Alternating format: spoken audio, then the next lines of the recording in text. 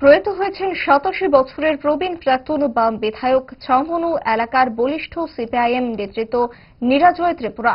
গতকাল রাত ১১টা নাগাদ তার জীবনাবসান হয়। বেশ কিছুদিন ধরে তিনি বার্ধক্যজনিত রোগে ভুগছিলেন। অবশেষে দীর্ঘ রোগ ভোগের পর তার প্রয়াণ ঘটে। নিরাজয় ত্রিপুরা দুবার ছাউমনু কেন্দ্রের বাম বিধায়ক হিসেবে নির্বাচিত হয়েছিলেন।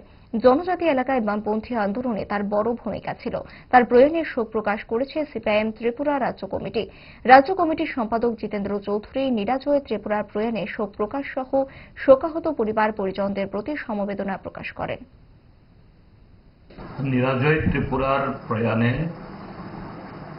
একজন সত্যিকারের কমিউনিস্ট, যিনি একেবারে মাটি থেকে উঠেছেন এবং রাজনৈতিক লড়াই সংগ্রামের একদম উপরের তলায় তিনি পৌঁছেছিলেন।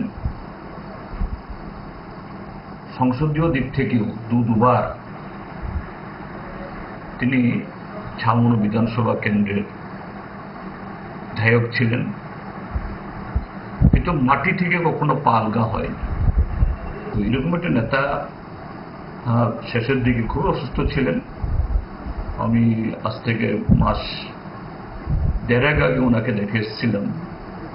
তখনই বুঝতে পেরেছি যে না, তার এই গাড়ি বেশি দিন চলবে না। তিনি গতকাল রাত ১১টা ৩০ মিনিট নাগাদ প্রয়াত হয়েছেন।